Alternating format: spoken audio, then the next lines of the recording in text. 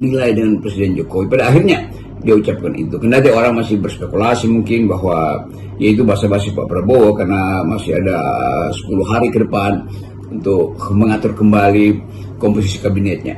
Tetapi kelihatannya Pak Prabowo ada di dalam kondisi yang tidak bisa kita duga karena masih ada 10 hari. Tetapi jalan pikiran Pak Prabowo makin lama makin memperlihatkan bahwa memang akan ada kelanjutan. Itu bukan itu soal yang tidak kita pastikan atau memang tidak mungkin kita pastikan. Yang hendak kita pastikan adalah bahwa apakah Gibran masih menjadi faktor dalam kabinet Prabowo, kan itu intinya tuh. Jadi kalau misalnya Pak Prabowo masih menganggap bahwa menteri-menteri ini juga akan dikoordinir oleh wakil presiden yaitu Gibran, maka itu artinya pesan Jokowi atau permintaan Jokowi untuk menempatkan Gibran di dalam komposisi yang strategis atau ada pembagian tugas yang belum kita tahu, karena itu mungkin tacit agreement, perjanjian diam-diam antara Prabowo dan Pak Jokowi, yaitu sebagian kabinetnya itu akan diasuh atau dikoordinir oleh Gibran. Tentu orang akan lihat bahwa berarti Jokowi memang punya peran di dalam penyusunan kabinet itu, dan Gibran tentu dilibatkan di dalam perhitungan komposisi kabinet. Jadi tetap ada sesuatu yang agak aneh itu bahwa Pak Prabowo memang berupaya untuk bersopan-sopan dengan Pak Jokowi, itu hal yang baik.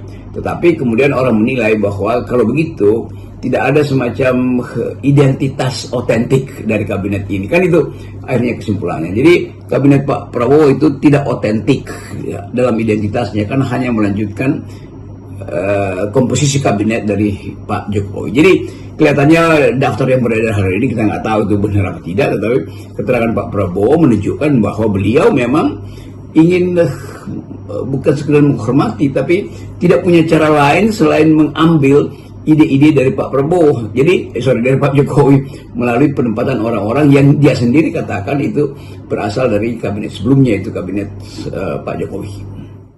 Sesungguhnya ini Bung Rocky ya, di luar siapa menteri yang akan masuk kabinet, itu justru yang lebih serius itu adalah soal anggaran. Bagaimana nanti para menteri-menteri atau pemerintahan ini mengelola negara dengan APBN yang sangat terbatas kan. Karena selain APBN cekak, karena utang warisan yang ditinggalkan Pak Jokowi itu menggunung, soal yang sangat berat dan harus dipecahkan oleh Prabowo itu adalah beban keberadaan Gibran di pemerintahannya.